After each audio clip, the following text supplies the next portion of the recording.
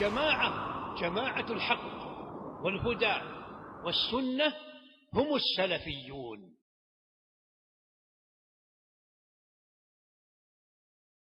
إن الحمد لله نحمده ونستعينه ونستغفره ونعوذ بالله من شرور أنفسنا ومن سيئات أعمالنا، من يهده الله فلا مضل له ومن يضلله فلا هادي له، وأشهد أن لا إله إلا الله وحده لا شريك له، وأشهد أن محمدا عبده ورسوله. يا أيها الذين آمنوا اتقوا الله حق تقاته ولا تموتن إلا وأنتم مسلمون. يا أيها الناس اتقوا ربكم الذي خلقكم من نفس واحدة وخلق منها زوجها وبث منهما رجالا كثيرا ونساء، واتقوا الله الذي تساءلون به والأرحام إن الله كان عليكم رقيبا. يا أيها الذين آمنوا اتقوا الله وقولوا قولا سديدا يصلح لكم أعمالكم ويغفر لكم ذنوبكم، ومن يطع الله ورسوله فقد فاز فوزا عظيما. أما بعد، فإن خير الحديث كتاب الله، وخير الهدي هدي محمد صلى الله عليه وسلم، وشر الأمور محدثاتها، وكل محدثة بدعة، وكل بدعة ضلالة، وكل ضلالة في النار. فأعوذ بالله السميع العليم من الشيطان الرجيم. إن الله لا يغفر أن يشرك به ويغفر ما دون ذلك لمن يشاء. ہر قسم کی حمد و ثنا اللہ سبحانہ و تعالیٰ کے لیے لائق و زیبا ہے، جس نے ہم سب کو اس کی عبادت کے لیے پیدا کیا. اسی کے لیے حمد و ثنا ہے، دنیا میں، آخرت میں، ابتدا میں، انتہا میں. اس کے علاوہ کوئی معبود برحق نہیں. اور اللہ سبحانہ و تعالیٰ کی طرف سے درود و سلام نازل ہو نبی اکرم جناب محمد رسول اللہ صلی اللہ علیہ وسلم پر، کہ اللہ نے آپ کے ذریعے سے ہم سب کو صراط مستقیم کی رہنمائی کی. فصلوات اللہ وسلامہ وبرکاتہ علیہ. حاضرین جمعہ، اللہ سبحانہ و تعالیٰ نے اس حقیقت کو پوری وضاحت کے ساتھ بیان کیا ہے کہ اللہ سبحانہ و تعالیٰ کے ساتھ اللہ سبحانہ و تعالیٰ کی نافرمانی، سب سے بڑی نافرمانی کوئی انسانی زمین پر کر سکتا ہے یا کرتا ہے، وہ اس کے ساتھ شرک ہے. یہ سب سے بڑا گناہ ہے، اس سے بڑا کوئی گناہ نہیں ہے. اسی لیے اللہ سبحانہ و تعالیٰ نے اس کی خطرناکی کو قرآن میں متعدد جگہ بیان کیا اور یہ وضاحت کی کہ اس سے بڑا کوئی گناہ نہیں ہے. سب سے بڑا ظلم شرک ہے اللہ سبحانہ و تعالیٰ کے ساتھ. حضرت لقمان علیہ السلام نے اپنے بیٹے کو نصیحت کرتے ہوئے کہا، یا بنی لا تشرک باللہ ان الشرک لظلم عظیم. اے میرے بیٹے، لا تشرک باللہ، اللہ کے ساتھ شرک مت کرو. ان الشرک لظلم عظیم، بے شک شرک ظلم عظیم ہے. سب سے بڑا ظلم یہی ہے، اس سے بڑا کوئی گناہ نہیں ہے. جتنے بھی جرم آپ دیکھتے ہیں، قتل ہی کیوں نہ ہو، قتل ہی کیوں نہ ہو، لوگوں کو قتل کرنا، ناحق خون بہانا، زمین میں فساد مچانا، زنا، چوری، ڈاکہ زنی اور جتنے معاصی اور گناہ ہم جانتے ہیں، اس سے بدتر اور اس سے برا گناہ اللہ کے ساتھ شرک کرنا ہے. کیوں؟ کیونکہ یہ خالق کے ساتھ متعلق ہے. خالق جو ہم سب کا پیدا کرنے والا ہے، جس سے ہم سب کو ساری چیزیں عطا کی، دنیا میں اسی کے حکم کے تحت انسان ہے اور اسی کی طرف انسانوں کو لوٹ کر جانا ہے، اسی کے سامنے جمع کیا جانا ہے. اسی خالق کے ساتھ اگر کوئی آدمی دوسرے کو شریک کرتا ہے تو اس سے بڑا گناہ کیا ہو سکتا ہے؟ قرآن مجید میں اللہ سبحانہ و تعالیٰ نے کہا، اِنَّهُ مَن يُشْرِكْ بِاللَّهِ فَقَدْ حَرَّمَ اللَّهُ عَلَيْهِ الْجَنَّةَ، بے شک جو اللہ کے ساتھ شرک کرتے ہیں، فَقَدْ حَرَّمَ اللَّهُ عَلَيْهِ الْجَنَّةَ، اللہ نے ان پر جنت کو حرام کر دیا. وَمَأْوَاهُ النَّارُ، اور ان کا ٹھکانہ جہنم ہے. وَمَا لِلظَّالِمِينَ مِنْ أَنصَارٍ، اور ایسے مشرکوں کا کوئی مددگار نہیں ہے، ان کے لیے کوئی سفارش نہیں، کوئی شفاعت نہیں، کوئی نیکی ایسی نہیں ہے جو انہیں شرک کے اس گناہ سے آزاد کر دے، اس عذاب سے آزاد کر دے. ایسی کوئی چیز نہیں. اس صراحت کے ساتھ ایک اہم بات جو ہم سب کو معلوم ہونی چاہیے وہ یہ ہے کہ شرک دو قسموں میں منقسم ہے. شرک اکبر ہے، وہ شرک جس کی وجہ سے انسان دائرہ اسلام سے خارج ہو جاتا ہے، اسلام سے نکل جاتا ہے، غیر اللہ کی عبادت اور اس کی اپنی تفصیلات کے ساتھ. دوسرا شرک جسے کہا حدیث میں ذکر کیا گیا الشرک الاصغر، وہ شرک جسے ہم شرک اصغر کہتے ہیں، چھوٹا شرک. یہ بھی بہت خطرناک گناہ ہے، بہت خطرناک نافرمانی ہے۔ ہر وہ گناہ جس کے بارے میں کہا گیا یہ شرک ہے، لیکن وہ غیر اللہ کی عبادت پر مشتمل نہیں ہے جس سے اسلام سے انسان خارج نہیں ہوتا، ایسے اعمال کو شرک اصغر کہا گیا۔ اور ہر وہ عمل جو انسان کو شرک اکبر تک لے جاتا ہے اسے شرک اصغر کہا گیا ہے، اور یہ بہت خطرناک گناہ ہے۔ بلکہ سلف صالحین کے نزدیک شرک اصغر جس سے انسان کافر تو نہیں ہوتا، لیکن اس کے باوجود شرک اصغر سلف صالحین کے نزدیک سارے کبیرہ گناہوں سے بدتر ہے، سارے کبیرہ گناہوں سے خطرناک شرک اصغر ہے، جسے چھوٹا شرک کہا جاتا ہے۔ حضرت عبداللہ بن مسعود رضی اللہ عنہ کا ایک قول ہے، وہ کہتے ہیں لَأَنْ أَحْلِفَ بِاللَّهِ كَاذِبًا أَحَبُّ إِلَيَّ مِنْ أَنْ أَحْلِفَ بِغَيْرِهِ صَادِقًا۔ حضرت عبداللہ بن مسعود کہتے ہیں، آپ جانتے ہیں جھوٹی قسم کھانا بہت بڑا گناہ ہے۔ حضرت عبداللہ بن مسعود کہتے ہیں رضی اللہ عنہ، میں اللہ کی جھوٹی قسم کھاؤں یہ مجھے زیادہ پسند ہے اس کے مقابلے میں کہ میں غیر اللہ کی سچی قسم کھاؤں۔ غیر اللہ کی سچی قسم کوئی کھاتا ہے کہ اس نے جھوٹ نہیں بولا لیکن غیر اللہ کے نام کی قسم کھاتا ہے، عبداللہ بن مسعود کہتے ہیں اس سے زیادہ مجھے محبوب ہے کہ جھوٹی ہی صحیح لیکن اللہ کی قسم کھائی جائے۔ اسی لیے علماء کہتے ہیں عبداللہ بن مسعود کے اس قول سے پتہ چلتا ہے کہ ان کے نزدیک شرک اصغر کبیرہ گناہوں سے زیادہ بدتر تھا۔ اسی لیے جبکہ جھوٹی قسم کبیرہ گناہوں میں سے ہے، اس کے باوجود عبداللہ بن مسعود کہتے ہیں غیر اللہ کی قسم کھانے سے اچھا ہے کوئی آدمی اللہ کی ہی جھوٹی قسم کھائے، کیونکہ کم از کم اس نے شرک تو نہیں کیا اللہ کے ساتھ۔ یہ خطرناکی ہے شرک اصغر کی۔ اللہ کے نبی علیہ السلام نے اس شرک سے امت کو آگاہ کیا۔ مسند احمد کی روایت ہے، نبی اکرم صلی اللہ علیہ وسلم نے فرمایا انی اخوف ما اخاف علیکم الشرک الاصغر۔ اللہ کے نبی نے فرمایا علیہ السلام، مجھے سب سے زیادہ جس بات کا تم پر خوف ہے وہ شرک اصغر ہے، سب سے زیادہ جس بات کا خوف ہے۔ اور آپ جانتے ہیں توحید پرست لوگ جو غیر اللہ کی عبادت نہیں کرتے ان کے لیے سب سے بڑی آزمائش شرک اصغر کی ہوتی ہے، کیونکہ شیطان جانتا ہے کہ شرک اکبر سے بیزار ہے، شرک اکبر سے دور ہے، کفر اکبر سے دور ہے۔ شیطان کی کوشش ہوتی ہے کسی طرح سے وہ شرک اصغر میں مبتلا ہوں، شیطان کی مکاری ہوتی ہے اور شیطان بہلاتا ہے، راستے کو مزین کرتا ہے کہ وہ شرک اصغر کریں۔ اسی لیے اللہ کے نبی نے فرمایا اخوف ما اخاف علیکم الشرک الاصغر۔ صحابہ سے آپ نے کہا جن کی توحید کامل درجے کی توحید ہے، جو اللہ کو اچھی طرح جانتے ہیں، جو رسول اکرم صلی اللہ علیہ وسلم پر پوری طرح ایمان لائے، ان کے بارے میں آپ نے کہا کہ مجھے تم پر جس چیز کا سب سے زیادہ خوف ہے وہ شرک اصغر ہے۔ علماء کہتے ہیں جب صحابہ پہ آپ کو خوف تھا تو آپ سوچئے صحابہ کے بعد ہم جیسے لوگ جو بعد میں آنے والے ہیں ان پر شرک اصغر کا خطرہ کتنا زیادہ ہے۔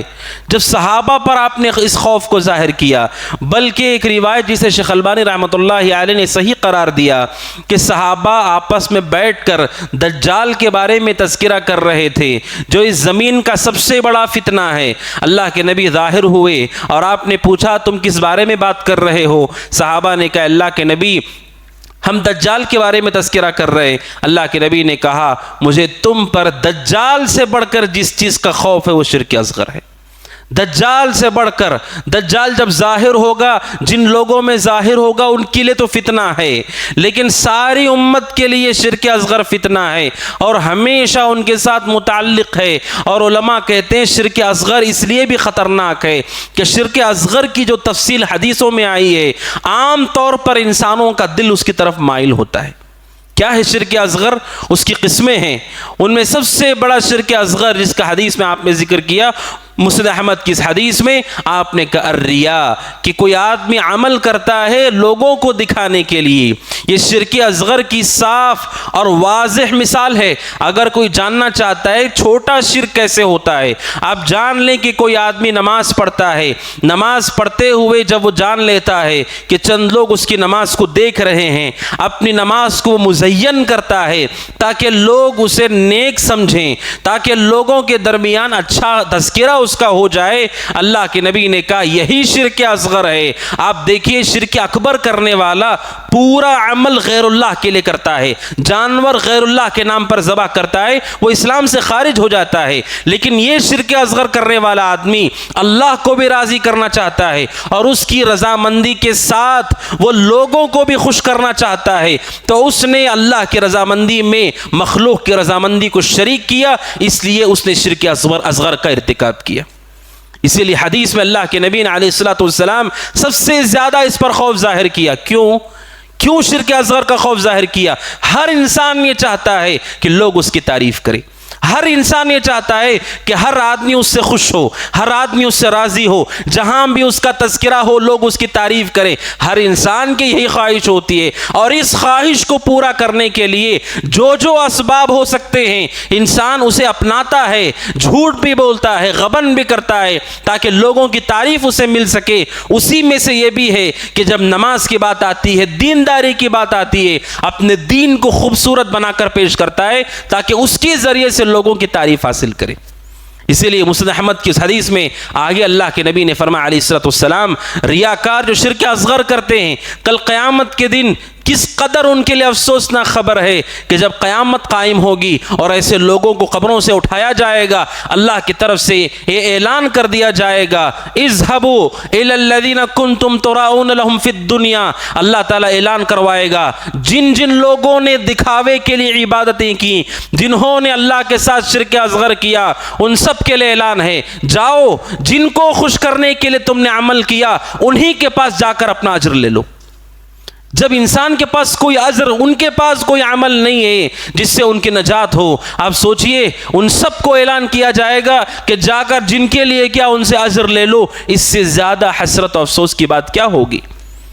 جب اپنے بھی لوگوں کو چھوڑ کر چلے جائیں گے، اس موقع پہ کون ہے جو ہمیں اپنے اعمال کا اجر دے گا؟ سوائے اللہ کے نہ فرشتے، نہ انبیاء، نہ والدین، کوئی نہیں ہے جو حشر کے میدان میں آپ کی مدد کر سکتا ہے سوائے اللہ کے۔ اور وہی اعلان کروا دے گا جن لوگوں نے اللہ کے ساتھ شرک اصغر کیا، جاؤ انہی سے اپنا بدلہ لے لو۔ اسی لیے یہ معاملہ انتہائی خطرناک ہے کہ انسان اپنے اخلاص کی محافظت کرے۔ لوگوں کو راضی کرنا اور لوگوں کو خوش کرنا ہر اپنے عمل سے، جان لیجئے جب لوگ اللہ رب ذوالجلال سے پوری طرح خوش نہیں تو کیا آپ سے اور مجھ سے خوش ہوں گے؟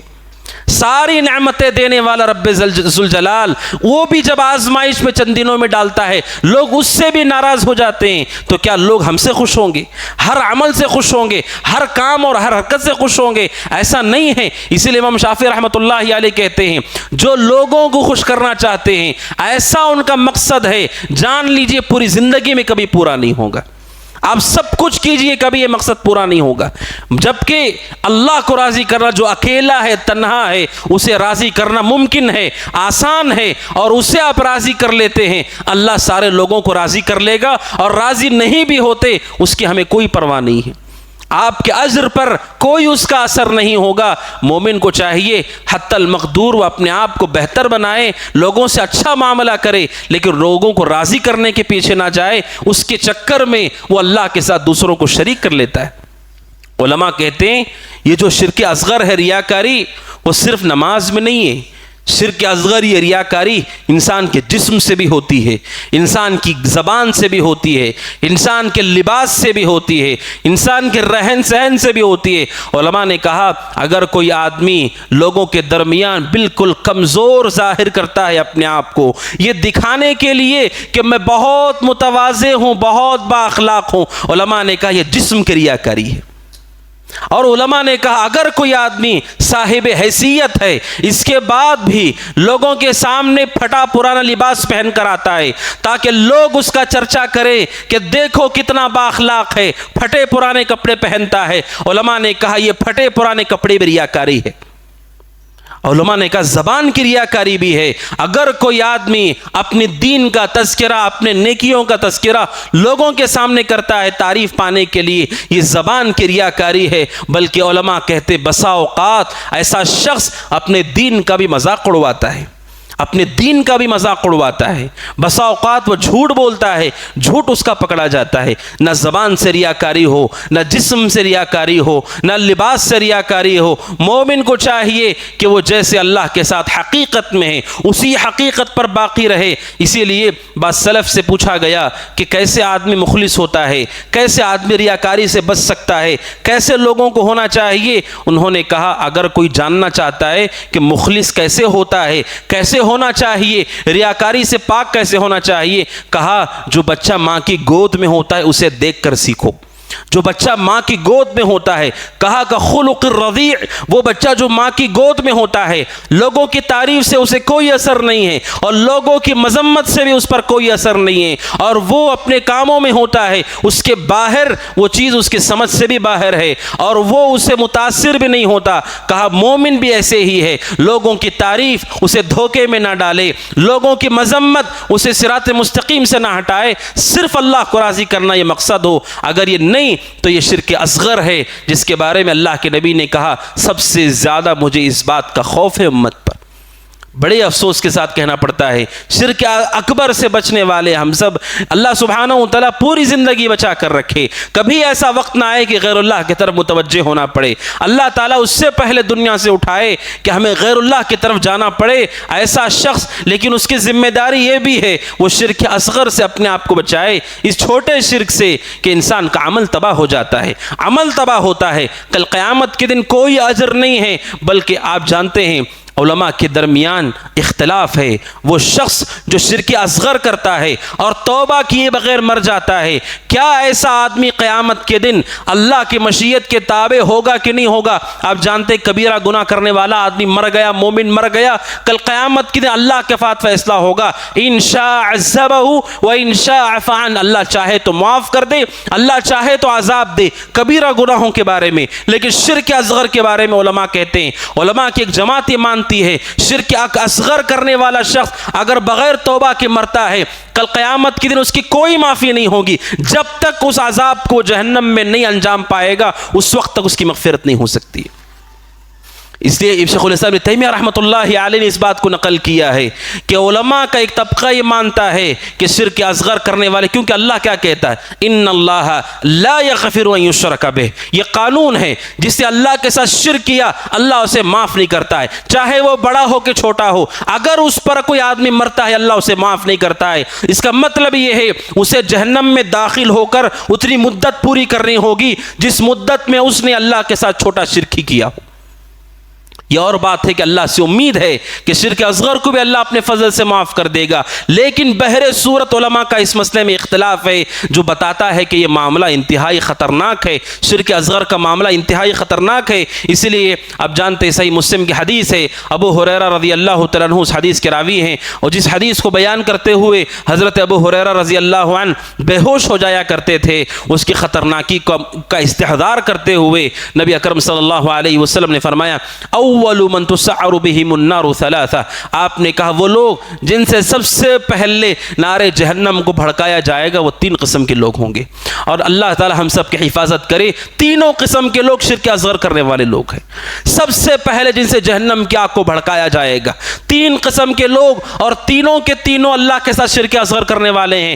پہلا وہ شخص جو مجاہد ہوگا, جسے اللہ کے راستے میں قتال کیا ہے, اسے بلایا جائے گا اور اللہ کی نعمتیں اسے متعارف کروائی جائیں گی. وہ پہچان کر کہے گا اے اللہ میں نے نعمتوں کا استعمال کیا, تیرے راستے میں قتال کیا, یہاں تک کہ مجھے بھی قتل کر دیا گیا. اللہ تعالیٰ کہے گا کذبتا, تو نے جھوٹ کہا. علماء کہتے ہیں اس حدیث سے متعلق یہ تینوں کے تینوں لوگ موحد ہوں گے, مشرک نہیں ہوں گے.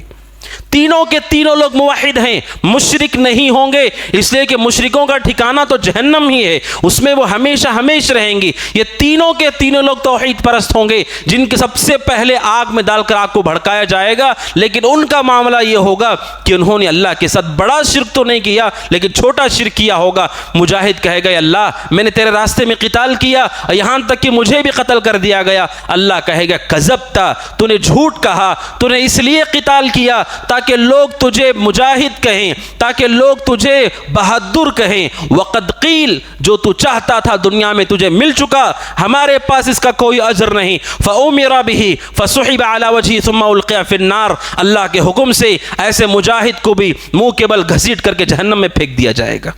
آپ تصور کیجئے، دوسرا شخص وہ جو اپنے آپ کو عالم دین کہتا تھا، جس نے دین کی خدمت کی، لوگوں کے سامنے دین کو پہنچایا، اللہ تعالیٰ کے سامنے اسے کھڑا کیا جائے گا، اسے اللہ کی نعمتیں متعارف کروائی جائیں گی، اور وہ کہے گا اے اللہ میں نے تیری نعمتوں کا استعمال کیا، لوگوں کو قرآن سکھایا، دین سکھایا۔ اللہ کہے گا کذبتا، تو نے بھی جھوٹ کہا، تو نے بھی یہ سب اس لیے کیا تاکہ لوگ تیری تعریف کر سکے۔ اللہ اس کے بارے میں بھی حکم دے گا، اور اس عالم دین کو بھی منہ کے بل گھسیٹ کر جہنم میں پھینک دیا جائے گا۔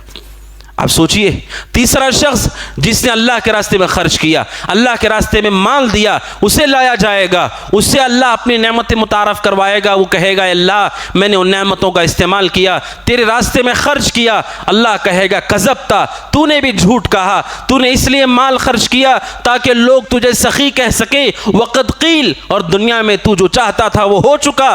اللہ کے حکم سے اس سخی آدمی کو بھی منہ کے بل گھسیٹ کر جہنم میں پھینک دیا جائے گا۔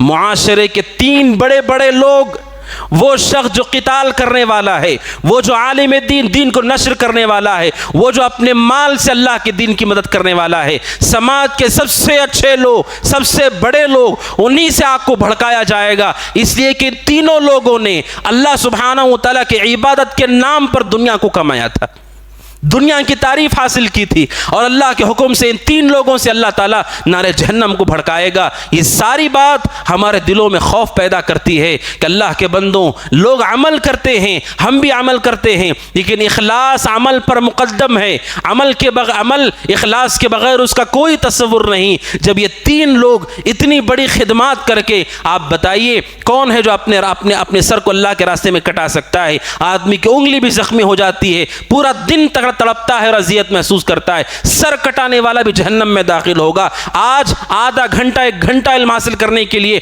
بیٹھتے ہوئے لوگ تھک جاتے ہیں، زندگی بھر علم حاصل کر کے علم کو نشر کرنے والا وہ بھی جہنم میں پھینکا جائے گا۔ وہ جو 5-10 روپے دیتے ہوئے بھی سوچتے ہیں، وہ شخص جس نے اللہ کے راستے میں پوری زندگی خرچ کیا، اسے بھی جہنم میں پھینکا جائے گا۔ تو سوچئے، مختصر چھوٹے موٹے اعمال، اس میں بھی شرک اصغر، اس میں بھی دکھاوا ہو، تو پھر ہمارا آخرت میں کیا بنے گا؟ آپ سوچئے کس قدر افسوس ہوگا منزل پر پہنچنے کے بعد، جب پتہ چلے گا انسان کو کہ جس راستے پر وہ تھا وہ راستہ ہی پورا غلط تھا۔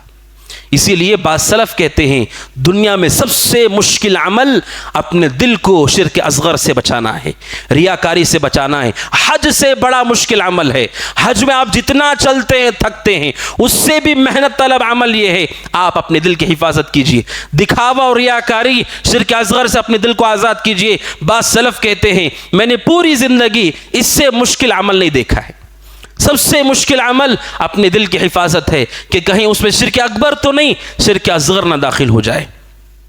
اور شرک اصغر کی دوسری شکل جو احادیث میں مذکور ہے وہ ہے تعویذ اور دھاگے اور کڑے اور وہ چیزیں جو لوگ نظر بد سے بچنے کے لیے استعمال کرتے ہیں۔ تعویذ کے بارے میں آپ جان لیں، اگر کوئی تعویذ پہنتا ہے اور یہ عقیدہ رکھتا ہے کہ تعویذ خود نفع نقصان کی مالک ہے، اس سے ہمیں شفا مل جاتی ہے، وہ خود اس کے اختیار رکھنے والی ہے، ایسا شخص شرک اکبر کرنے والا ہے، اسلام سے باہر چلا جاتا ہے۔ لیکن کوئی آدمی عقیدہ نہیں رکھتا، اس کے باوجود بھی تعویذ اور دھاگے اور کڑے استعمال کرتا ہے اور یہ سمجھتا ہے کہ یہ بھی سبب ہے، اس سے بھی فائدہ ہوتا ہے، اللہ ہی فائدہ دیتا ہے، لیکن اس سے بھی فائدہ اللہ سبحانہ و تعالیٰ پہنچاتا ہے، یہ شرک اصغر ہے۔ اور خاص طور پر آج ہمارے سماج میں آپ دیکھتے ہیں تعویذ اور دھاگے اور کڑے اور نظر بد سے بچنے کے لیے مختلف اعمال ہمارے یہاں پائے جاتے ہیں۔ یہ سارے کے سارے اعمال یا تو شرک اکبر ہے، اگر شرک اکبر نہیں تو کم از کم وہ شرک اصغر ہے،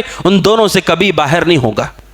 اگر کوئی عقیدہ رکھتا ہے نفع نقصان کا اس کے ساتھ، یہ شرک اکبر ہے، اگر یہ عقیدہ نہیں رکھتا تب بھی وہ شرک اصغر ہے اور شرک سے باہر نہیں ہے۔ نبی اکرم صلی اللہ علیہ وسلم نے ان اعمال سے سختی کے ساتھ منع کیا۔ اسلام میں ایسی کوئی چیز نہیں ہے کہ کوئی آدمی دھاگا باندھ لے، کڑا پہن لے، تعویذ لٹکا لے، گھروں میں خطے لگا لے یا گھروں کے باہر نیمبو مرچی لگا دے یا اپنی سواری کے باہر کوئی چیز لٹکا دے، اپنے بچے کے گال پر کالا نقطہ لگا دے، اس سے نظر بد نہیں لگے گی، مصیبت نہیں آئے گی، یہ ساری خرافات اور شرکیہ نظریات ہیں۔ اسلام میں ایسی کوئی تعلیم نہیں دی گئی ہے، بلکہ مسند احمد اور طبرانی کی روایت ہے، نبی اکرم صلی اللہ علیہ وسلم کے پاس 10 لوگوں پر مشتمل ایک قافلہ آیا۔ عقبہ بن عامر رضی اللہ عنہ کہتے ہیں ان 10 لوگوں میں سے 9 لوگوں نے اللہ کے نبی کے ہاتھ پر بیعت کی، 9 لوگوں سے آپ نے بیعت کی، 10واں شخص جو تھا آپ نے اس سے بیعت نہیں کی۔ صحابہ نے پوچھا اللہ کے نبی آپ نے 9 لوگوں سے بیعت کی، اس ایک آدمی سے بیعت کیوں نہیں کی؟ اللہ کے نبی نے فرمایا علیہ السلام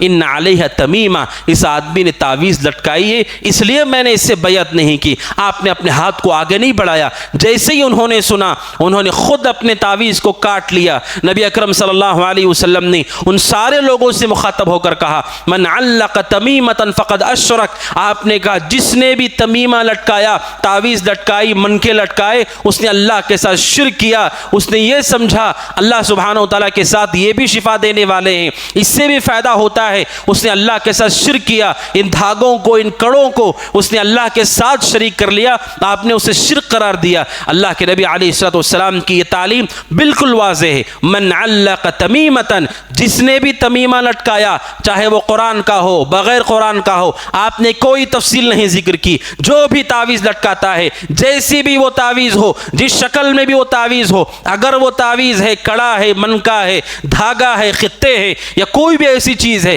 جسے لوگ بچنے کے لیے استعمال کرتے ہیں بلاؤں سے مصیبتوں سے نظر بد سے، اللہ کے نبی نے کہا فقد اشرک، اس نے اللہ کے ساتھ شرک کیا ہے۔ اللہ سبحانہ و تعالیٰ شفا دیتا ہے۔ اب سوچیے رسول اکرم صلی اللہ علیہ وسلم آپ نے پوری زندگی، صحابہ نے پوری زندگی کیا ان اعمال کو اختیار کیا ہے جنہیں مسلمان آج اختیار کرتے ہیں شفا یابی کے لیے، مصیبتوں سے بچنے کے لیے، پریشانی سے بچنے کے لیے۔ بلکہ اللہ کے نبی علیہ السلام کے ساتھ یہ واقعہ بھی ہوا کہ اللہ کے نبی علیہ السلام غزوہ حنین کے بعد جا رہے تھے، آپ کے ساتھ نئے وہ لوگ جو مسلمان ہوئے تھے وہ بھی ساتھ میں تھے۔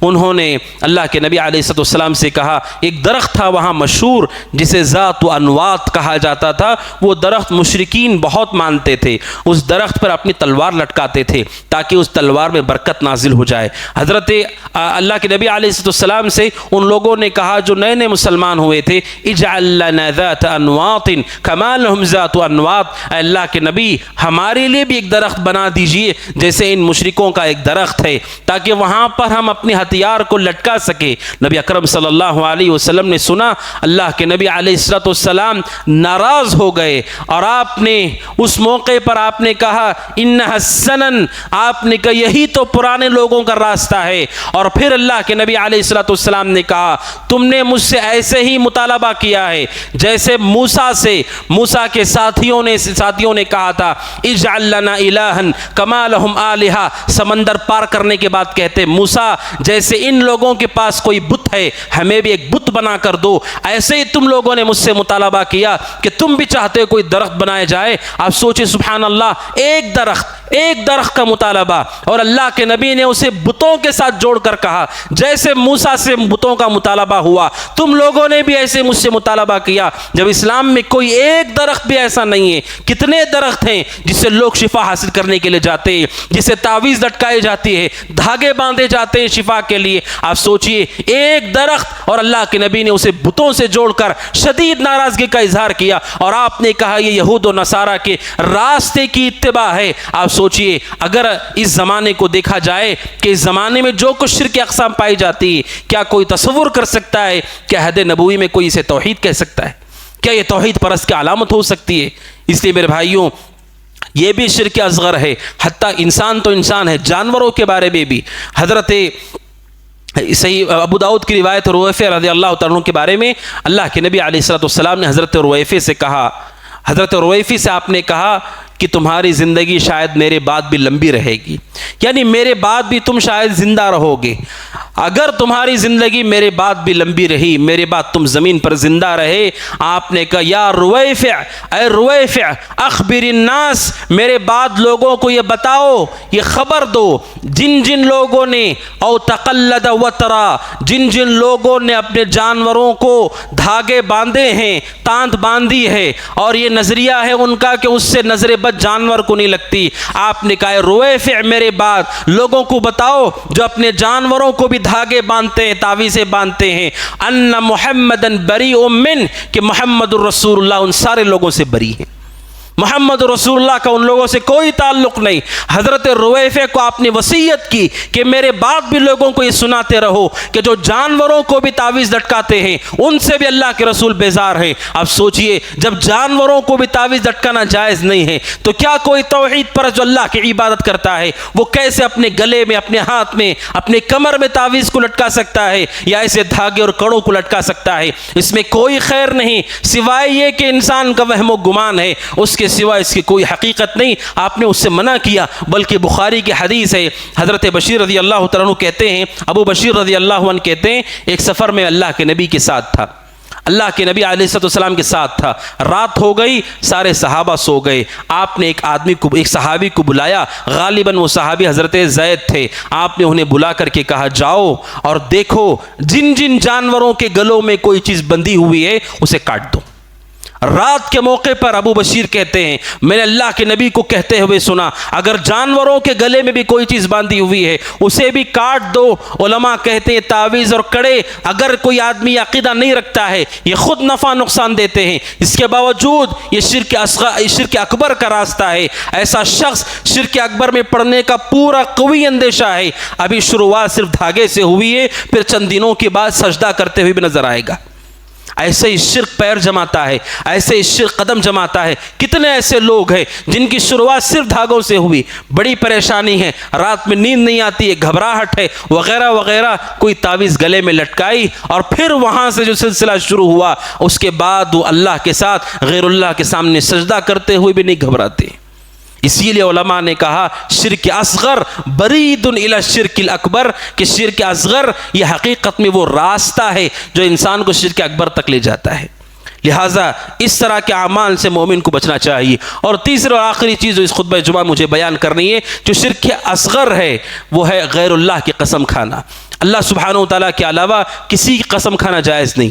قسم کیا ہے؟ اپنی بات کی تاکید ہے، اپنے بات کو پختہ کرنا ہے تاکہ سامنے والا آدمی بغیر کسی تردد کے اسے مان لے۔ اسے کہا جاتا ہے توکید الکلام، اپنی بات کو تاکید اور تقویت دینا قسم کے ذریعے سے۔ شریعت یہ کہتی ہے قسم کے قابل کوئی اللہ سبحانہ وتعالیٰ کی ذات ہے، اللہ کی ذات، اللہ کی صفات، اس کے علاوہ کوئی اور نہیں ہے جس کا نام لے کر آپ اپنی بات کی تاکید کر سکتے ہو، قسم کھا سکتے ہو۔ اسے صاف لفظوں میں اللہ کے نبی نے منع کیا ہے، لیکن یہ بھی ہمارے سماج میں پایا جاتا ہے غیر اللہ کی قسم کھانا۔ آپ اسے معمولی گناہ سمجھتے ہیں، یہ سارے کبیرہ گناہوں سے بدتر گناہ ہے، سارے بڑے گناہوں سے بڑا گناہ ہے۔ کوئی آدمی غیر اللہ کی قسم کھاتا ہے، اس نے حقیقت میں جو اللہ کی تعظیم ہے اس تعظیم میں مخلوق کو بھی شریک کیا، اگرچہ کہ اس کے والدین ہی کیوں نہ ہوں۔ دنیا میں جس کی بھی تعظیم ہم کرتے ہیں اللہ سبحانہ وتعالیٰ کی تعظیم میں انہیں ہم داخل نہیں کر سکتے۔ رسول صلی اللہ علیہ وسلم آپ کی محبت اور آپ کی اتباع ہمارے دلوں میں ہے، اس کے باوجود آپ کو بھی اللہ کی عبادت میں شریک نہیں کیا جا سکتا ہے۔ اسی لیے صحیح بخاری کی روایت ہے، عبداللہ بن عمر کہتے رضی اللہ تعالیٰ عنہما ہم ایک سفر پہ تھے اور اس سفر کے دوران حضرت عمر رضی اللہ عنہ کی زبان سے یہ بات نکلی جس میں انہوں نے اپنے والد کی قسم کھائی۔ اللہ کے نبی علیہ السلام نے سن لیا، آپ نے سننے کے بعد سارے صحابہ سے کہا سفر کے دوران ان اللہ ینہاکم ان تحلفوا بآبائکم، اللہ کے نبی نے کہا بے شک تمہارا رب اللہ تم سب کو منع کرتا ہے کہ تم میں سے کوئی اپنے باپ داداؤں کی قسم نہ کھائے۔ من کان منکم حالفا فلیحلف باللہ، جو قسم کھانا چاہتا ہے اپنی بات کو طاقت دینا چاہتا ہے وہ اللہ کی قسم کھائے، او لیصمت، اگر اللہ کی قسم نہیں کھا سکتا تو خاموش رہے، اللہ کی قسم نہیں کھا سکتا ہے تو خاموش رہے۔ یہ اللہ کے نبی نے صاف صریح لفظوں میں منع کیا، لیکن آج آپ دیکھتے ہیں بات بات پر اپنی والدہ کی قسم، والد کی قسم، اپنے سر کی قسم، کسی چیز کی قسم کھائی نہیں جا سکتی ہے سوائے اللہ سبحانہ وتعالیٰ کے۔ آپ نے کہا جو قسم کھانا چاہتا ہے وہ صرف اللہ کی قسم کھائے یا خاموش رہے۔ اس لیے ابو داؤد کی روایت ہے عبداللہ بن عمر کے سامنے کسی آدمی نے کعبۃ اللہ کی قسم کھائی.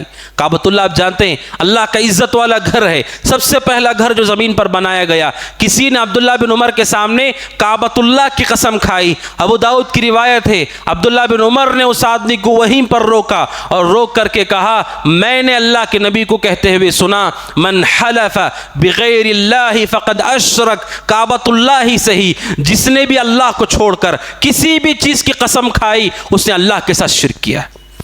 شرک ہے اللہ سبحانہ و تعالیٰ کے ساتھ. جو اللہ کی تعظیم ہے اس تعظیم میں مخلوق کا آپ شامل نہیں کر سکتے, اور یہ شرک اصغر کی شکل ہمارے سماج میں معروف اور مشہور ہے. اس لیے قسم کھاتے ہوئے بھی خیال رکھے کہ سوائے اللہ کی کسی کی قسم کھانا اسلام میں جائز نہیں, چاہے وہ جتنی معزز چیز ہو. جب عبداللہ بن عمر نے کعبۃ اللہ کی قسم کھانے کو بھی شرک کہا تو سوچئے کعبۃ اللہ سے اور کون بڑھ کر کون سی چیز ہے جسے آپ دنیا میں دیکھتے ہیں. جب اس کی بھی قسم جائز نہیں تو کسی اور کی قسم جائز نہیں. یہ شرک اصغر کی قسم ہے جو ہمارے سماج میں پائی جاتی ہے. اور شرک اصغر کے حوالے سے علماء نے ایک بات یہ بھی ذکر کی ہے کہ شرک اصغر انسان کو بہت ہلکا معلوم ہوتا ہے, بہت آسان معلوم ہوتا ہے. انسان اپنی زبان سے کوئی کلمہ کہہ دیتا ہے, آپ جان لیں زبان سے جو کلمات انسان ادا کرتا ہے ہر کلمہ ہلکا نہیں ہوتا ہے. نبی اکرم صلی اللہ علیہ وسلم فرماتے ہیں ان العبد لا يتکلم بالکلمہ, کوئی آدمی بات کرتے ہوئے کوئی ایک ایسا کلمہ کہہ دیتا ہے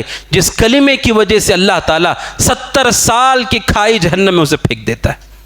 انسان اپنی زبان سے, اس شرک اصغر ہے. غیر اللہ کی قسم کھانا چند سیکنڈوں کا کام انسان اسے معمولی سمجھتا ہے, لیکن یہ اتنا بڑا گناہ ہے کہ علماء کہتے ہیں کہ یہ انسان کو شرک اکبر تک لے جانے والی چیز ہے اور انسان کی توحید میں قدح کرنے والی چیز ہے. لہٰذا ان چیزوں کو کوئی معمولی نہ سمجھے, اپنے اعمال میں اپنے اقوال میں اس کا خیال رکھے. ہر وہ چیز جو شرک اکبر تک پہنچانے والی ہے ان ساری چیزوں سے اپنے آپ کی حفاظت کرے. نبی اکرم صلی اللہ علیہ وسلم کے پاس کچھ لوگ آئے اور اللہ کے نبی علیہ السلام سے کسی نے کہا ماشاء اللہ و شئتا, جو اللہ سبحانہ و تعالیٰ چاہتا ہے اور جو آپ چاہتے ہیں وہ ہوتا ہے. اللہ کے نبی علیہ السلام اور اللہ سبحانہ و تعالیٰ کے درمیان صرف لفظ ایک حرف کا اضافہ کیا, واو.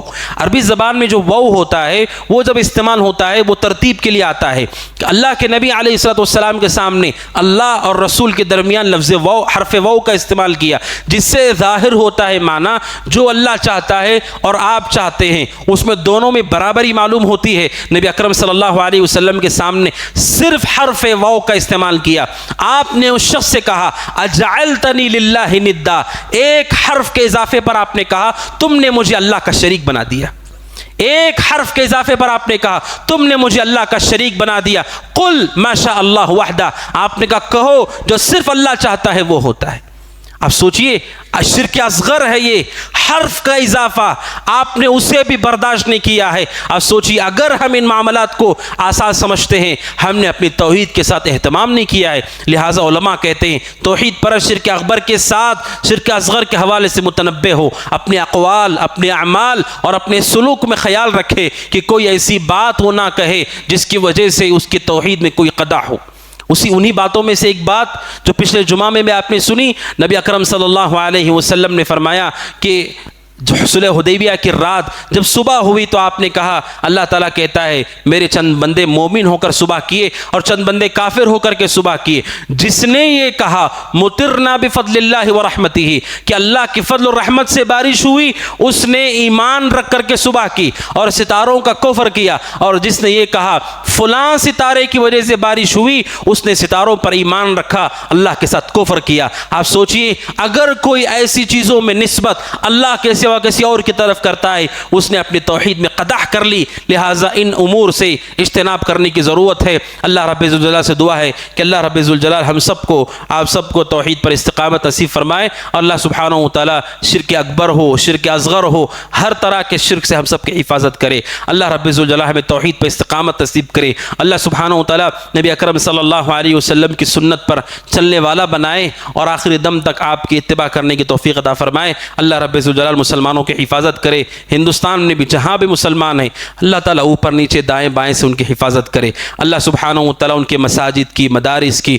علماء کی، خواتین کی، بچوں کی، بوڑھوں کی، بیماروں کی، ہر ایک کی اللہ تعالیٰ حفاظت کرے۔ اللہ رب ذوالجلال جو دشمنان اسلام کے خلاف مکر کرتے ہیں اللہ تعالیٰ ان کے اس مکر کو باطل فرما، ان کی سازشوں کو ناکام فرما اور ان کی ساری کوششوں کو پراگندہ کر دے۔ اللہ سبحانہ و تعالیٰ ان کے درمیان اختلاف پیدا فرما، ان کے درمیان تفرقہ بازی پیدا فرما۔ اللہ رب ذوالجلال ان کے دلوں میں اہل ایمان کا خوف پیدا فرما۔ اللہ رب ذوالجلال ان کے دلوں کے اندر کمزوری اور وہن کو داخل فرما۔ اللہ رب ذوالجلال ہم سب پر رحم فرمائے دنیا اور آخرت میں۔ اللہ تعالیٰ ہم سب کو دنیا اور آخرت کی ذلت سے محفوظ رکھے۔ اللہ تعالیٰ ہمیں دنیا اور آخرت میں عافیت نصیب کرے اور اللہ سبحانہ و تعالیٰ ہم سب کو اپنے فضل اور رحمت سے جنت الفردوس میں جگہ نصیب فرمائے۔ اللہ تعالیٰ جن کی والدین زندہ ہیں ان سب کو خدمت کی توفیق عطا فرما، جن کے فوت ہو گئے اللہ تعالیٰ ان سب کی مغفرت فرما، کروٹ کروٹ ان سب کو جنت نصیب فرما۔ اقول قولی ھذا واستغفر اللہ لی ولکم ولسائر المسلمین من کل ذنب وخطیئہ فاستغفروہ انہ هو الغفور الرحیم۔